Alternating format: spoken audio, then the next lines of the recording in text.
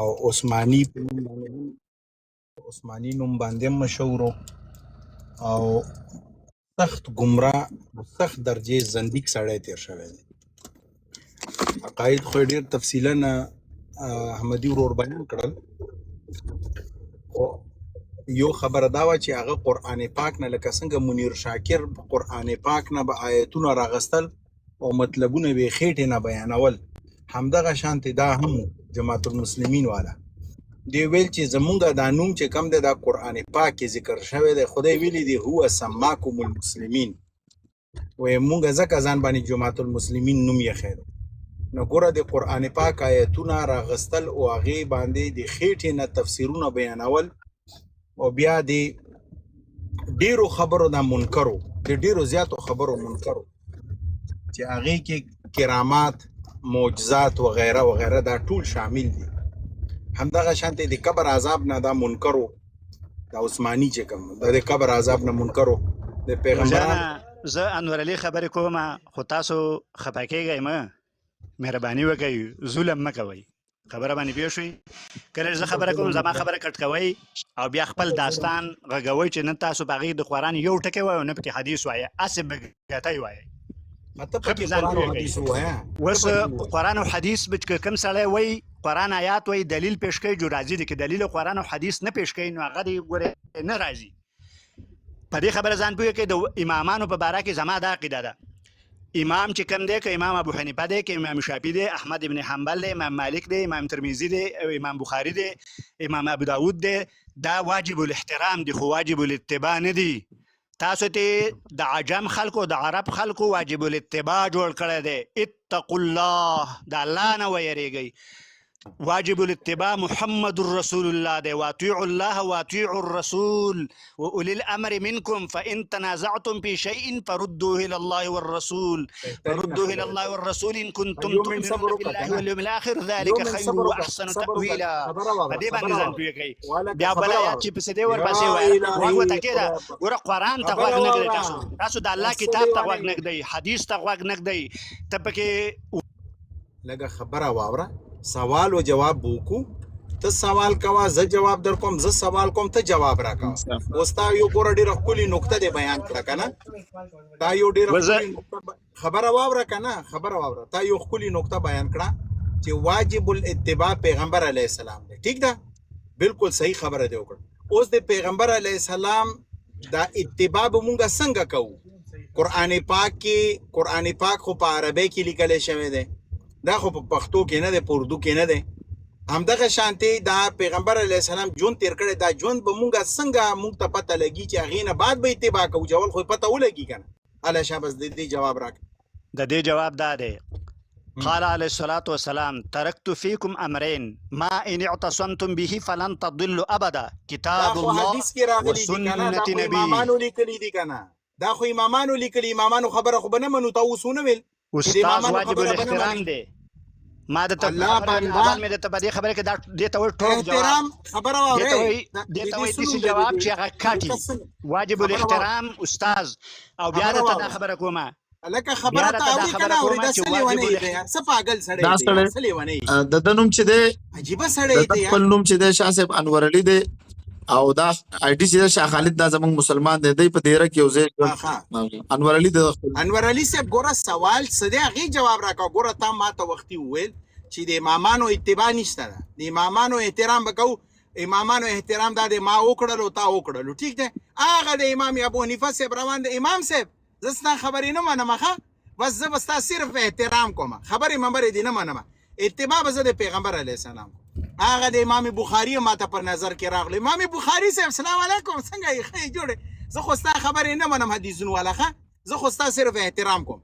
اوس ته ما ته انور علي صاحب دا د احترام مې وکړو، اوس ته ما ته دا ووایه چې د پیغمبر علیه السلام دا خبره چې تا وکړه ترکتو فیکم امرین، دا خو محدثینو ذکر کړې ده، هغې نه خو تازه منې کړم. تا ونه ویل چې د دیو خبرې به نه منو، د دیو به صرف احترام کوو. اوس دا خبره تا ته چا را رسولې ده؟ دا تا خبره کم ځای نه راواغسته؟ دا خو تا د امامانو خبرې منل شروع کړل. اوس ما ته دا غوږ کېده که ته که ما داسې ویلي چې زه استاز نه منم نو زه بیا ګناهګار یم. دین اسلام چې کوم دی نو دا نقل دی،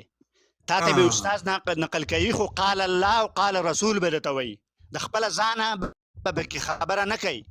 ما کان لهم الخیره ما لم یأذن به الله هیڅ چاته اختیار نشته حتی رسول ته هم د اختیار نشته زه حدیثو ته حکمت وایم او دې ته وحی خفي وایم او الله رب العالمین په زړه کې الله رب العالمین ته حکمت خولی دی الکه ما دا سوال نه دی کړی ته نور خبرې شروع کړې انک انت العزیز الحکیم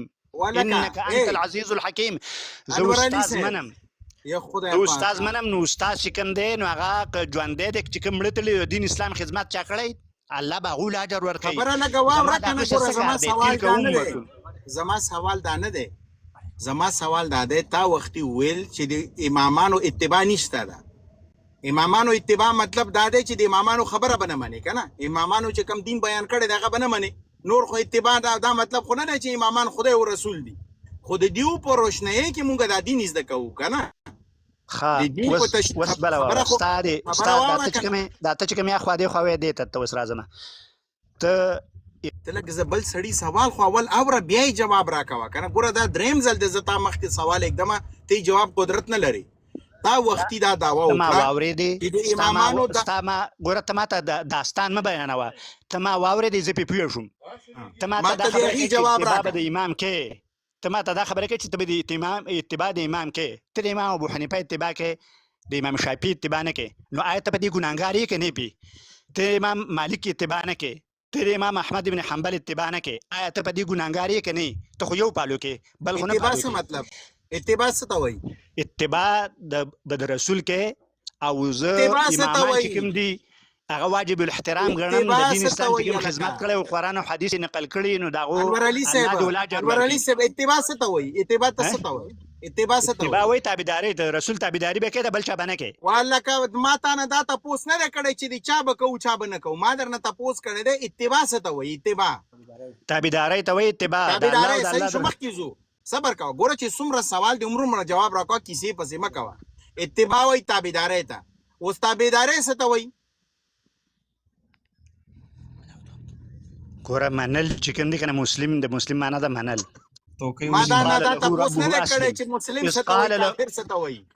اتباع ته ویل تابعدارۍ ته تابعدارۍ څه ته وایي تابعداري څه ته بیان که تابعداري ته څه ته وایي تابعداري وایي خبره منل خبره منل دین اسلام ته غاړه ایښودل دین اسلام ته غاړه لږ واوره که نه خبره اور ګوره اول خو ما پرېږده چې لږ خو انجوی یې کړمه که نه ما هغه یوې خبرې ته راغلې که نه خبره منل اوس دا خدای کم ځای کې ویلي دي چې صرف به تاسو زما خبره منئ او د پیغمبر خبره منئ بل به دي هېچا خبره نه منئ اوس دې باندې آیات ووایه ته به داسې آیات ما ته پیش کوې چې هغې کې خدای ویلي وي چې خبره منل به صرف زما وي او د پیغمبر وي بل به دي هېچا خبره نه منئ دا هېچا والا ذکر پکې ضروري دی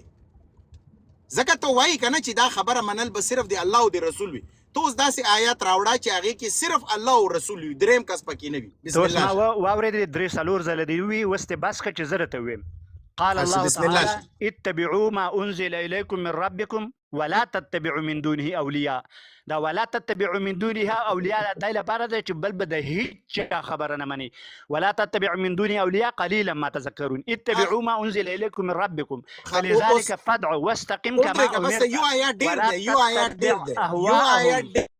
وقل آمنت بما انزل الله من كتاب وامرت لأعدل بينكم الله ربنا وربكم لنا اعمالنا ولكم اعمالكم لا حجة بيننا وبينكم الله يجمع بيننا. قاری صاحب آیتونه یو آیت هم ډېر د تا آیت ما ته راکړو که نه اوس په دې باندې به زه سوال کوم که نه ګوره بس یو آیت ډېر و که نه دومره تفصیل ضرورت نه ګوره مختصر سوال مختصر جواب ځکه تقریر تم نه خوښې تقریر زم نه خوښوم ګوره چې څومره سوال دی همدومره جواب اوس تا ویل که نه اتبعوا ما انزل الیکم من ربکم ټیک شو نو اوس دا اتبعوا ما انزل الیکم من ربکم دا خو په عربۍ کې راغلی دی ته یې پښتون تا وختي ویل چې خبره منل به صرف د الله وي او د رسول الله به وي د دریم سړي خبره منل نشته اوس دا خبره تا ته څنګه پته ولګېده چې اتبعوا ما انزل الیکم من ربکم د دې مطلب دا دی چې صرف د خدای خبره ومنې دا خو یو مفسر لیکلی ده که نه دا خو تا د مفسر ترجمه ومنله د خدای خبره خو تا نه ده منلې دا خو د مفسر خبره ومنله که نه هغه خو په عربۍ کې عربی کې نازل شوی د عربی ستا مادری ژبه نه ده عربی کلام باندې پوهېدلو دپاره تا دپاره د یو عربي ماهر ضرورت دی ماهر ترجمه کړی دی ته خو ترجمه منې تا ته دا چا ویلي دي چې دا اتبعوا ما انزل دا د خدای آیات دی دا هم درته یو ماهر ویلي دي ماهر نه بغیر تا دا خبره اړو په سوچ کې هم نه راتلله تا دلته د ماهر خبره ولې منلې ده تا خو ما سره خبره کړې وه چې د الله او د رسول خبره به منو ته اوس دا ماته ثابته کړه چې تا ماهر خبره نه ده منلې د الله او د رسول خبره ده دا خو ترجمه شوی دی ته خو ترجمه یې منې د دې جواب راکړه بس ته ماته غوږ کېږده تا ته ما په خپلو خبرو کې دا خبره کړله چې استاد به منې استاد به منې زه یې منم او ته یې دا وختي نه ویل چې الله او رسول به منو درېیم په پکې څوک نه منو اوس الله ته هم راغللی الله اکبر اوس استاد ته راغللی اوس لږ ماته غوږ کېږه یا ایها غوږ ولې کېږدم درته تا ما سره اول دا خبره کړې وه چې الله او رسول به منې اوس استاد هم پکې راغللو ساده خبره کې ته هسې ساده خبره کې زه ورته غوږ دم او زه قرآن د الله کتاب ویم او ته ورته غوږ نه ږدي دا قرآن ته چا بیان کړی دی الله بنده ته خو خدای ته نه یې ورغلی که نه دا هم درته چا بیان کړی دی چې دا قرآن دی که نه د هغې خبره ته ولې منلې ده الله ته خدای مه وایه الله ته د الله خدای نوم لري په دې خبره دا بحث شروع شو الله ته خدای مه وایه دا بحث شروع شو الله ته دا مه وایه الله ته دا مه وایه الله ته خدای وایه نو ګوره دا خدای ټکی دا شرک دی دا مه وایه الله رب العالمین احسن دا خدای کوم ځای کې ویلي الله نه او رسول الله نه ثابت کړه چې خدای ټکی به نه وایي فادعوه بها وذروا الذين يلحدون باسمائه خدای نه ثابت کړه چې خدای ویلي دي چې خدای ټکی به نه وایي دا الله نه ثابت کړه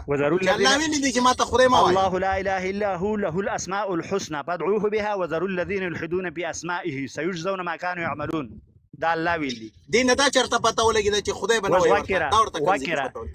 ألف لام را تلك آيات الكتاب المبين إنا أنزلناه قرآنا عربيا لعلكم تعقلون ولقد يسرنا القرآن للذكر فهل من مدكر ولقد يسرنا القرآن للذكر فهل من مدكر لك ما تانا داتا پوس نه ده خبر سو کا اورای نو قرآن ګوره اسانه ده انور علي صاحب اسانه ده خو دا بعض علماء دومره ګرانه کړل کنه وای ته په کوم مدرسه کې سبق ویلې ده ته د کوم یونیورسيټي السلام علیکم ورحمۃ اللہ وبرکاتہ مفتی صاحب وعلیکم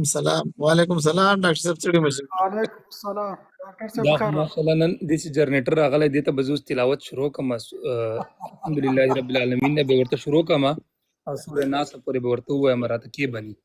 یاره ډاکټر صاحب خدای دې خیر درکړي همدغه څه کار وکړه بس ته تلاوت شروع کوم په مې کو زه به تلاوت شروع کوم دی خو وايي کنه چې تاسو آیتونه نه وایي دا نه وایي دا دو درې څلور پنځه آیتونه زده کړي دي او خلک گمراهي خلکو د گمراهي لپاره خلک گمراه کوي چې خو ډیر غټ وردا ډاکټر صاحب دنه دایو تاسو کا چې دا وایي چې د الله او د الله د رسول خبره به معنی احمدي صاحب کمنټ لیکلې مو چې ته د خپل د امام پسې ته خو د خبره باندې خبر ولې مې ځینې خبره شروع کړي او زما پښتنه هم درته د زین العابدین خبره خدای د کوم ځکه ویل چې زین العابدین خبره هم روز باندې دا راته وایي دا خبره موږ ته جواب کا چې ته زین العابدین خبره ولې مانی او موږ ته دعوت راکې چې پلاني ځکه دا به د کېږي وس دته زه چې څومره کسان یا غوټوله ته دعوت ورکوم تاسو ته هم درکوم تمنګ سره یو موضوع صبر وکړه د زمون موضوع ټاکم سبا تاسو سره موږ مناظره کوو ته بس ټیم پارغه په یو موضوع بحث وکړو کوم موضوع چې تاسو واخی یو عقیده ونګستار یو ته زمونږ عقیده راواله په دې په بحث مناظره کوو در سره زه وخت ټاکا او بس چې مناظره در سره مولانا فاصل تاسو ورغړی مایک لو کوي مې دا کس ډیر زیات پوېږي د قرآن آیتونه بار وایي لکه پوهه ډیر زیات دی مې چې دلته د کسان استفاده حاصله کړي د وقف غفران او د وقف غفران او وقف کفران په دې معنی دی تفصیلی بحث وکړي چې دا د دې فرق څه دی او د دې دوانو مطلب څه دی دا خبر دا ډېر ډایرکټ به وشي دا کوي د وقف کفران او د وقف کفران منځ کې فرق وکړه دغه انور علي صاحب نشته ولاړې نشته بر ناز ده دا شاه خالد صاحب دغه باندې آی ډي باندې ده هغه بار وایي وګ کېږده وګ چیرته کېږدو دا راته وایي د قرآن انور علي صاحب دا دغه پوښتنه کړې عرفان الله مولوي صاحب چې د وقف غفران او د وقف کفران په منځ کې څه فرق دی په قران کریم کې چې کله راځي وقف غفران اور وقف کفران کې کیا فرق دی؟ زه د الله کتاب او د محمد رسول الله حدیث بیانوم. يهوديان وای مونږ به جنت ته ځو، نسوارا وای مونږ به جنت ته ځو. واورو زموږ پوښتنه دا نه ده، زموږ پوښتنه دا ده د مفتي صاحب تانه ساده پوښتنه کړې ده. وای د وقف غفران جنت کیسې وروسته دي، اوس مونږ دې دنیا کې چاپېره یو، دا خلک چې تلاوت کوي په دې باندې مونږ غواړو چې ثواب حاصل کو او مونږ به په جنت ته دغه وګټو، هغه کریډیټ وګټو چې به جنت ته په باندې لاړ شو. اوس دا مفتي صاحب وایي چې دغه وقف غفران او وقف کفران منځ کې څه فرق دی په قرآن کریم کې، دغه مونږ ته لږ تشریح کړه. دا ملګرو ته به لږه فایده مو شي. باز خو د ډېرو کستونه د نور دغه شو وچ شو، لږ یو به اوس که دغه وقفونه مونږ ته تشریح کړه مهرباني. مفتي صاحب غفران او کفران څه ته وایي؟ ګوره غفران او کفران څه ته وایي؟ قال الله تعالى وجاوزنا ببني إسرائيل البحر فأتبعهم فرعون وجنوده بغيا وعدوا حتى واورو موږ د وقف کفران پوښتنه کوو. سټاپ پیژنې په انګلیش کې سټاپ چې ورته وایي وقف کفران، وقف کفران او وقف غفران. موږ تانه د کافر او د مغفرت او د کفر منځ کې پوښتنه نه ده کړې چې کفر چشته وي او مغفرت چشته وي. وقف کفران وقف غفران درنه پوښتنه کوي. د عرفان الله مولوي صاحب ډېره ښه نرمه ساده پوښتنه کړې ده. ته مسله په زوره سختۍ ځان ته بل شی ته نه جوړې. ته مهرباني وکړه خالي په دې وقف وغږېږه موږ ته په قرآن کریم کې چې دغه دواړو وقفونو منځ کې څه فرق دی، کم یو چې وکړې کم یو چې ونه کړې، کومه ګټه پکې زه به لږ نقل درکړم، کم یو کې څه ګټه راځي، کم یو کې څه تاوان راځي، کم یو کې معنا خرابېږي، کم یو کې معنا نه خرابېږي. دغه باندې لږ بحث وکړه. مفتي صاحب زه ته کفران او غفران درته بیانوم، خو ته زما آواز بیا بند کړې. نو دا ظلم مه کوه چې لکه نور خلک یې اوري. پلیز دا زما د آواز نه بندوه. کفران او غفران دل راځم اوس غوږ کېږده. کفران چا کړی دی؟ پرېږده چې دا په وقف نه پوهېږي بیا به پرې موږ رڼا واچو. خیر ده مسلمانان به پرې پوه شي. زه ویوه دا پرې مې بندوئ چې څه وایې ګډې وډې دې وایي. زه ویوه ځه غفران او کفران څه معنی ځه غوږ کېږده. دا خبره دې صحیح وکړه چې زه څنګه ګاډې واډې ویم. غوږ ورته کېږئ. قال الله تعالى وجاوزنا ببني إسرائيل البحر فأتبعهم فرعون وجنوده بغيا وعدوا حتى إذا أدركه الغرق قال آمنت أنه لا إله إلا الذي آمنت به بنو إسرائيل وأنا من المسلمين الآن وقد عصيت قبل وكنت من المفسدين. موسى عليه السلام دا غفرانو او فرعون چې دغه مخې ته کومونو هغه کفرانو تجاوز وکړو، د حق نه تجاوز وکړو. الله یې نه مانه، موسی علیه السلام یې نه مانه.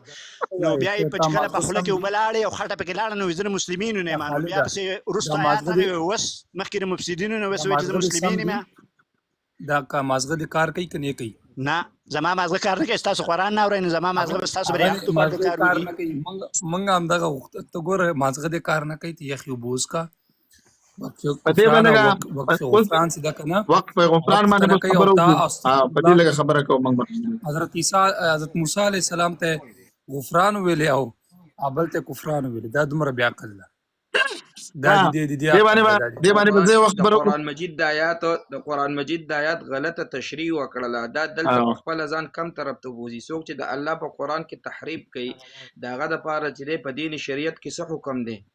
دې خبرې ته سوچ. وقف کفران وقف غفران په دې مطلب څه دی؟ په دې کې عقیده چې د څه جوړېږي. ته عقیده جوړه کې نو ته کم طرف ته ځي. د دې څه مطلب دی؟ ته د قرآن آیات بیان کو ته چې عام خلک چې دی بس دا به دوکه شي. دا خو د قرآن کې تحریف وکړو. موږ ته تپوس ته کړی موږ ته تپوس دا کړی یو منټ ما چې کوم لږ صبر وکړه. دا موږ چې تا نه کوم تپوس کړی دا مسلمانان پوهیم. تا خپل تشریح وکړو زه تشریح کوم. وقف دا احمدي صاحب تا ته ویلې په معنا د ایسارېدلو په معنا د ودرېدلو سره راځي. وقف په دوه قسمه دی، یو د غفران یو په معنا د کفران. په داسې ځای کې ودرېدل چې هلته معنا درسته وي او معنا صحیح وي نو دلته وقف دې ته غفران ویلی کېږي. لکه ان الله غفور رحیم، دلته په رحیم باندې ودرېدل دا وقف د غفران دی. دلته معنا بالکل صحیح ده. دلته الله تعالی بېشکه بخونکی او مهربانه دی. دې ته وقف غفران وایي.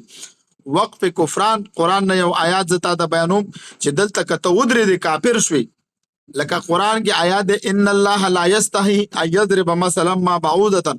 اوس یو سړی راشي نعوذ بالله او دې ځکه ودرېږي چې ان الله لا یستحی، دلته که چا وقف کو دا سړی کافر کیږي. دونه نه پوهېږي، دونه د قرآن په یو وړو وړو خبرو نه پوهېږي، راغلی ځان نه د علامه جوړ کړی، ځان نه د شیخ الحدیث جوړ کړی دی. یو آیات په یو ځای کې فټ کړي، بل آیات په بل ځای کې. د موسی علیه السلام نه د غفران جوړ کو، د فرعون نه د کفران جوړ کو. دا د کوم تشریح جوړه کړې ده؟ ته خو وایې چې زه قرآن منم، زه حدیث منم. نه درته نه قرآن هم غلط بیان او حدیث خو نه بیانې. نو وقف کفران او غفران دی وپېژندل. ته پاسېږي بیا وروره دغه پاسېږي، هر سړی پوزه توره کړي زه لوار یم، هر سړی وایي زه مناظر یم او زه مناظر اسلام یم. دا علما ناستي، دا جهید علما ناستي، د شل 13 کاله خوالیګانې کړي دي او ته پاسېږي لکه لا تقربوا الصلاة. اوس دې ځای کې ته ودرېږي. داسې نور مثالونه دي، په سلهاو مثالونه دي. ما یو بیان کو احمدي صاحب، تاسو خبره مخکې بوځئ نوره مهرباني دغه ملګرو تاسو خو د کس خبرې واورېدې انور علي صاحب. د دوی انور علي صاحب د فرقې جماعت المسلمین چې اوس زین العابدین مشر دی او د اصلي د دې دغه اساس او بنسټ چې ایښی دی هغه مونږ تاسو ته مخکې هغه سړی معرفي کړ چې هغه مسعود احمد نومیږي او هغه په ریلوې کې پاکستان کې کراچۍ کې هلته افسر و او هغه چې دی په کمپیوټر ساينس کې بیچلر لرو د هغې د دې ډلې بنسټ کې خو د دوی عقاید څه شی دي ښه تاسو ښه متوجه شئ. بیا اخره کې تاسو قضاوت وکړئ چې آیا دوی په سمه لار روان دي که موږ او تاسو په سمه لار روان یو. د دوی اوله عقیده دا ده چې دوی د اجماع او د قیاس نه چې کوي انکار کوي. دا ډله د اسلامي شریعت دوه مهم اصول چې اجماع او قیاس دي دا نه مني او یوازې په ظاهري نصوصو د قرآن کریم او حدیث باندې دوی چې کوي ټینګار کوي. همدا رقم څلور مذاهب دا ټول د دین سره په ټکر کې ګڼي. حال دا چې دا خپله وایي چې زه استادان منم، نو دوی امام ابو حنیفه صاحب چې مونږ او تاسو په استادۍ منو، امام شافعي صاحب چې مونږ او تاسو په استادۍ منو، امام احمد بن حنبل چې مونږ او تاسو په استادۍ منو، او نور کوم مشران امامان چې مونږ او تاسو چې په استادۍ باندې منو، مونږ او تاسو ټول مشرکین یو. خو دوی چې امام بخاری په استادۍ مني به دوی مشرکین نه دي، دوی به سوچه مسلمانان دي. دا د دوی یو عقیده ده. دویمه عقیده د دوی دا ده چې فقهي مذاهب ټول په مکمل شکل باندې ردوي. که څوک حنفي دی، که شافعي دی، که مالکي دی، که حنبلي دی، دا ټول دوی دغه دي مبتدعين دي او دا کسان چې دي دا مشرکین دي او دا چې دي مسلمانان نه دي. فقط په دې ټول امت مسلمه کې جماعت المسلمین چې اوس 1500 کسان لري یا 400 دوی مسلمانان دي، نور مسلمانان نشته دي. دا بل عقیده د دوی. درېمه عقیده د دوی دا ده چې دوی خپل ځان ناجیه ډله ګڼي. نبی علیه السلام چې وایي چې دا امت دی خپل مخکې حدیث تیر کړ چې نبی علیه السلام ویل چې دا امت به په 3 فرقو باندې تقسیمیږي او په دې کې به 2 دغه ته ځي جهنم ته ځي، یوه ډله به جنت ته ځي او هغه ډله به هغه چې ما انا علیه و اصحابي چې په هغې باندې زه زما صحابه کرام دي هغه وایي چې دوی وایي چې مونږ هم دغه ډله یو. بنا د دغې ډلې په حقانیت باندې کم نص موجود دی د قرآن کریم نه یا د سنتو نه چې د دې سره سند موجود دي چې دوی وایي چې بالکل یا الله تعالی ویلي دي یا نبی علیه السلام ویلي دي چې همدغه مسعود احمد به په دغه وخت کې راوځي او د دغه قوم نه به راځي او دا به یوه ډله جوړوي او دا ډله به ناجی متباقي ټولې ډلې چې دي دا به چېرته ځي؟ جهنم ته به ځي. دا دویمه کیسه. څلورمه عقیده د دوی دا ده چې دوی ټولو خلکو ته ګوره په عموم کې بغیر د دغه نور علي صاحب نه که مونږ او تاسو د دوی دغه ډله ونه منو، دغه مشر ونه منو، دوی ټول امت مسلمه ته هغه که د مکې مسلمانان دي، که مدینې مسلمانان دي، که هلته امامان دي، که مجتهدین دي، که فقها دي، که څومره علما دي په دنیا کې، که په هر مذهب باندې دي، ګوره دوی یوازې خپل ځان ته که هغه نور دغه دي غیر مقلدین دي، که مقلدین دي، که اهل حدیث دي، که قرآنیون دي، که هر څوک دي، دوی ټولو ته د کفر نسبت کوي. دوی وایي چې ټوله دنیا کې یوازې مونږ مسلمانان یو، نور که څوک په هر مکتب ته منسوب دي، که هر مذهب ته منسوب دي، که هر قوم ته منسوب دي، دا ټول څنګه دي؟ دا ټول دغه دي کافر دي. ښه، پنځمه خبره دا ده، څلورمه خبره زه درته عجیبه خبره کومه چې ټول علما چې دوی باندې نقد کوي هغوی پې باندې دا نقد کوي چې ښه مسعود احمد صاحب تا خو دغه فرقه جوړه کړه په 1962 کال کې په کراچۍ کې، د دې نه مخکې دغه ټول خلک ګمراهانو، مخکې دغه جماعت وجود نه لرو.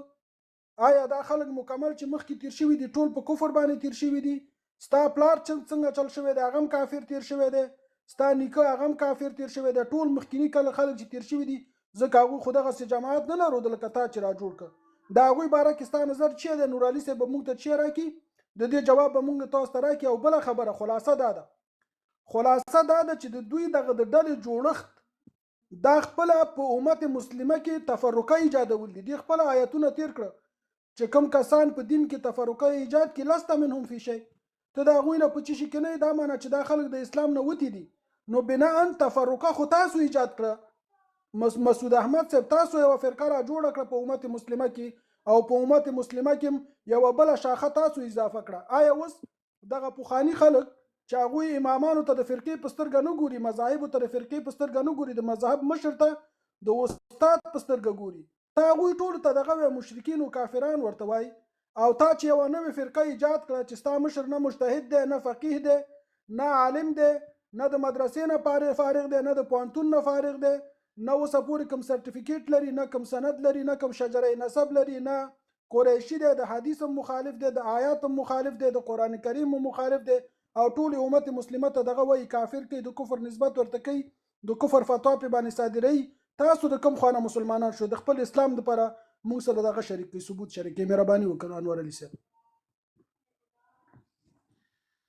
وجي ستاسو دا کومې خبرې چې دي دا ما واورېدې خو څنګه چې ستا زه اورم همداسې ته ما اوره لکه ته دا خبره کوې چې تا پکې دا خبره وکړه چې د الله او د الله د رسول نه ته موږ ته په دې باندې لکه خبره پیش کړه زه تاسو ته دا خبره پیش کوم دا د الله کلام د زما نه دی نه د مسعود احمد صاحب دی نه اشتیاق احمد دی نه زین العابدین صاحب دی الله رب العالمین په قرآن کې فرمایي په ورځ د قیامت به کافر خلک وایي چې کاش چې موږ مسلمین وي قال الله تعالی ربما يود الذين كفروا لو كانوا مسلمین اوس مسلم ټکی چې کوم دی نو نبی علیه السلام وایي لا يدخل الجنة الا نفس مسلمة هېڅوک به جنت ته نه ځي مګر مسلم به جنت ته ځي خبره پوه شوې اوس الله رب العالمین بیا په سورة زخرف کې فرمایي ویا عباد لا خوف علیکم اليوم ولا انتم تحزنون الذين آمنوا بآیاتنا وكانوا مسلمین ادخلوا الجنة انتم وازواجکم تحبرون سلیمان علیه السلام چې دغه ته خط ولیکه بلقیس ته وی انه من سلیمان و انه بسم الله الرحمن الرحیم الله تعلوا علی واتونی مسلمین بیا زنانه وی قال رب انی ظلمت نفسی واسلمت مع سلیمان لله رب العالمین نو زه مسلم ما او زه په دین اسلامي ما او نبی علیه السلام چې به چاته دعوت ورکاو نو هغه به نبی علیه السلام به دا دعوت ورکاو الله تعالی وی ته د اهل کتابو ته ووایه وقل يا أهل الكتاب تعالوا إلى كلمة سواء بيننا وبينكم ألا نعبد إلا الله ولا نشرك به شيئا ولا يتخذ بعضنا بعضا أربابا من دون الله فإن تولوا فقولوا اشهدوا بأننا مسلمون دا نبی علیہ السلام دا دعوت ورکړی دی خلکو ته دا الله حکم ورته بیان کړی دی بیا چې کوم دی نو ابراهیم علیه السلام وایي ان صلاتي ونسکي ومحیاي ومماتي لله رب العالمین لا شریک له بذلک شاه خالد صاحب ته ټول دلایل د عموم د مسلمانانو باره کې بیانوي زه تا ته وایم د جماعت المسلمین کوم ځای کې الله تعالی ویل چې ربما يود الذين كفروا لو كانوا في جماعة شیخ صاحب شیخ صاحب یو ورځ دا چې کوم آیات بیانې د هغې شان نزول هغه دې ورسره هم بیانوي د هغې دې بیا ترکیب هم کوي او بیا دې ورسره چې دی د هغې ترجمه او دغه رنګ ویلي دي چې ربما يود الذين كفروا لو كانوا في جماعة المسلمين ته خو جماعت المسلمین یادې ته خو مطلق مسلمانان نه یادې ته خو وایې زه په جماعت المسلمین کې ما دغه جماعت المسلمین زه لاړم خپلې خبرې ختموم خو ستاسو چې کله زه خبره کوم نو تاسو بیا ټول ځواک کوئ چې کله تاسو خبره کوئ نو زه ستاسو خبره اورم خو زه تاسو ته یو دا خبره کوم چې زمونږ دا عقیده نه ده زمونږ دلته زمونږ ملګري دي موږ چاته نه وایو چې ته کافری ته مشرکی ته دای پلانې ته ډینی چې څوک وایي زه مسلمان یم زه مرو ته مسلمان چې څوک وایي زه دوبنده هغوی پسې مونځ ولې نه کوي هغوی پسې مونځ ولې نه کوي چې څوک وایي زه امام شافعي والا یم زه ته یې امام ابو حنیفه سني شیعه مونځ ولې ورپسې نه کوي خو زه په خپله مسلم مفتي صاحب دا خلکو سره دجل کوي وایي خلکو ته داسې نه وایو دغه ستا اوس رسمي عقیده ما په انټرنیټ کې راړولې ده د جماعت المسلمین که زه په خپله مسلم یم او په دین اسلام یم که دا خبره په چا بده لګي نو الله رب العالمین فرمایي کبر علی المشرکین ما تدعوهم الیه الله یجتبی الیه من یشاء ویهدی الیه من ینیب ولو شاء الله دا ګوره دې دا خبره وکړه وایي مونږ خلکو ته کافر نه وایو ښه زه خپله کامره چالانو ما په انټرنیټ کې دوی عقیده راړولې ده چې دوی نورو ټولو مسلمانانو ته دغه وایي کافران وایي ګوره ستاسو نه ما نه یو حدیث ودرېږه غوږ شه د حدیث ته که ته ټولو خلکو ته کافر وایې نو ما خو درته حدیث په پروف سره وښودو، ولې نه حدیث مې له ونه ښودو؟ ورور جانه دواړه د تاسو ډېر دې کسان عقیده یو زه یوازې یم مخکې به یو کس خبره کړې وې دی چې کوم جناب دی نو مفتي هغه صاحب زه نه بیانوم دغه خو داسې دغه وکړئ درې چې زه مسلم یم او په دین اسلام یم. ته دې دغه بند که میک دې بند کړه غوږ ونیسه دغلته ستاسو دا انټرنېټ راړولې ما نه ده راړولې احمدي نه ده لیکلې ښه دغه درېیمه شماره وګوره د نورو تکفیر کفر فتوا د اهل سنت علما پر دوی نیوکه کوي چې دا ډله نورو مسلمانانو ته لکه دیوبندي بریلوي او اهل حدیث تکفیر کوي او د هغوی تر شا لمونځ کول ناجایز بولي دا خو ته دا مخکې ستاسو صریح عقیده ده دا خو ته مخکې ما ته ته خلکو ته ووایه که ونه وایي بالکل اوس که ته د دې نه انکار کوي او خلکو ته وایي چې نه ما دا خبره نه ده کړې خو ته خلکو سره چلو دوکه کوي نه کوي نو بیا مونځ خو نه نبي کوي علیه السلام وایي چې من غش ګوره فلیس منا څوک اختیار چې دوکه کوي زه زموږ د جملې ډلې نه نه دی تاسو اختیارمن یې ستاسو دغه په لاس کې در سره چې کله زه خبرې کوم نو هغه تاسو بند کوي. ګوره ته ستا کیسې مونږ ډېرې واورېدې وروره ته خلکو موضوع ته سره نه دوکه راځې کوي که د نه خپلو ملګرو سره د ډېرې تاسو زما دا خبره ولې بندوئ د الله او د الله د رسول ته د خپلې ډېرې د مرګلو سره دجل کوې ته وایې مونږ تاسو ته کافر نه وایو ستا په ذهن کې دا ټول کافر دي تا سره چې ناست دي چې تر څو پورې زین العابدین ونه مني ستا دا ټول اورېدونکي دا خبره واورئ چې دوی زما خبرې ته غوږ نه ږدي. دا ټول ملګري دا خبره واوري د دوی دا رسمي عقیده ده دا د دوی ټول اورېدونکي دا خبره واورئ چې دوی میک بندوي زما خبره نه مایک دې نه بندو مایک دې نه بندو خپل امام ته دی زین العابدین دی راولې هغه ته مو چې خبر نه مني داسې به وکړو خیر دی ځه داسې وکړه دغه انور علي ته داسې وکړه موږ سره په یو موضوع باندې بس بحث وکړه په یو موضوع باندې به موږ سره بحث کې په یو موضوع وخت وټاکه خو بار بار به نه وځي ته د موضوع نه بار وځي کله ته یو خوا ځې کله بل خوا ځې کله بل خوا ځې موږ دا راته تپوس یې وکړو ته جواب د بل شي راکړې نو داسې خو نه کېږي که نه ښه زه ستاسو نه زه یو تپوس کوم خفه کېږئ مه وکړه دا ځان ته چې وایي مونږ کلمه ګو والا یو نو په کلمه ګو والا کې دا شته چې په د ټولو دنیا کې به ځان نه ځان جدا جدا بادشاهان او د هغې به حدود دي د دې خبرې جواب به په دلیل راکوئ. نبي علیه السلام وایي اذا بعث خلیفتین فاقتلوا الاخر منهما نبي علیه السلام وایي چې کله دوه خلیفه په یو ټیم راشي او په جدا جدا لاسې خلک بیعت کړي نو هغه وروستی لولنۍ دې ولګي وروستی دې قتل کړي نو دا اوس بادشاهي چې کومه شروع ده نو دې سره به ته څه کوې زه مسلم یم په دین اسلامي نه فرقونه مې اعتزال کړی دی فاعتزل تلک الفرق کلها خپله فرقه که نه خوریت ته مې اعتزال کړی دی په دې باندې که تاسو خفه کېږئ نو ځان له به پکې ما په دین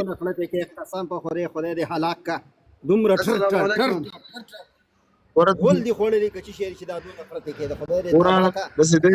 اول خو ابوبکر مفتی صاحب البغدادي راغلی دی هغه اول خلیفہ دی د داعش والا اول بس تاسو دا به اوس وجنو اوس ګوره زه چې کله قرآن او حدیث وایم نو تاسو زما خبره شیخ بند صاحب کوئ لږ صبر وکړئ لږ صبر وکړئ دا تاسو هلکه کوم مخکې دې ته زه نه یم جوړ کړ لږ صبر وکړه صفا لږ صحیح مایک بند چې د کړئ الله د طرف لږ صبر وکړه لږ صبر وکړه انور علي تا ته موږ لږ صبر وکړئ شیخ صاحب ماته یو سکند راکړئ ماته یو 2 سکند راکړئ قرآن ورلی فرقه بازی تاسو شروع کړی دا تاسو د زین العابدین پس روانه سي په خپل باندې نه عالم دین د په خپل باندې ته چې چا پس روانه د جماعت المسلمین داغه 15 عقیدې تا ماته ویلي او ما د نه تاسو کول اوس د احمدي صاحب هم دا خود موږ درته دا ویو چې ته موږ سره په یو عقیده باندې بحث کې هغه یو عقیده نه بار نه وځو موږ تاسو سره دا یو ډیره اسامه موضوع ده زما چې موجوده چې کوم جماعت المسلمین دي دا سره کافران دي څه شي دي دا زما عقیده شو دا زما دعوت شو تاسو چې کوم است نو زما دا دعوت دی دا واوره زما دا دعوت دی دعوت نه دعوت غیر الاسلام دینا فلن يقبل منه آیاتونه بلوستوي یار دا زما دعوت ده چې د دین آیاتونه اسلام نه زه درته په پښتو کې خبرې کوم په پښتو کې دیوبندي د اړې د چا درته ګوره چې زه څه نمونه آیات وایم نو تاسې هغه لږ صبر خو چې غلط ورې ته خو دونه نه پېژنې دعوه پېژنې نه جواب دعوه ما او تا دعوه جواب دعوه ږدو لږ ځان پوه کړم تپوس هم درنه کړی د وقف چې وقف کفران او غفران څه شی دی ته لاړې د په موسی علیه السلام او په فرعون فټ کړه دونه خو ته نه پوهېږي په دعوه جواب دعوه کې خلک څه کوي په دعوه جواب دعوه کې خلک دعوه کوي چې ستاسو دعوه د زما څه دعوه ده زه درته چې جماعت المسلمین والا سره کافران دي د اسلام نه خارج دي ښځې په طلاق دي دا مې دعوه ده زه به دلایل په خپله موقع باندې بیانوم ته څه دعوه لري صفا دعوه بیان کړه مړه ته اوس قرآن آیات ته لاړ چې هلته ځې دلته ما د دعوه بیان کړه په پښتو کې چې زه ولیکم زه وایم جماعت المسلمین باندې ښځې طلاق دي سره کافران دي ته څه دعوه لري زموږ په باره کې اوس مایک دې کولاو کړه دعوه ما سره ولیکه چې در سره وخت وټاکو بیا به راځي په دعوه به خبرې کوي زه هم ته هم دلایل بیانوې موږ به هم بیانوو زه اوسم زما عقیده اوس واوره، زه مسلم یم او په دین اسلام یم. ما تا نه تاسو او ته زما په باره کې ته تا کې جماعت لري جماعت خو ته دې المسلمین راته والے خپل عقیده وښایې چې ته پسې ستا خدای امام پاک ښه اینا چې کوم لله سړی د ایمان د هغه ایمان مړه لا اسلام ته الا پېږې زه درته بالجماعه څه شی چې کوم لګم سړی په اسلام کې نه زه درته څه شی لا ویم اسلام الا یارې بالجماعه لا جماعه الا بالاماره. زه دې کوم وام دې سر او ډب دې دغه نه وزي بیخ نه وزي. زه درته وایم چې زه تاسو کافر ګڼم، ته د اسلام نه خارجي خزه در باندې طلاق د جماعت مسلمین والا سره کافران دي. ته موږ ته چی شی وې ته ماته یو جره یا مسلمان یا کافر چې زه ولیکم چې په هغه موتب داوا جواب داوا نه پیژنې راځي قران آیتونه زره د قران آیتونه خو په میدان کې چې کله دعوا ز پیش کوم نو ته به میک بان کې چې زه کله دعوا پیش کوم د الله کلام پیش کوم الله کلام ته خو په مناظره کې زی کنه اوس د 3 غنټې تیرې کړې اوس خو د الله کلام ته به زی خو موقع راشي بیا زما دا دعوا ده ومن احسن قولا ممن دعا الى الله وعمل صالحا وقال دا و څه شو دا و څه شو دا زه درته وایم چې ته سور کافر قرآن سره حرامات کوي. مفتی صاحب دا ما ښکته که خدای دا غر کو پر کې پوه شو دا نه مونږ هم لیوانان کړو دا 2 ساعته نه خبره اوري نه شی اوري باقي فاز وخت آیات شروع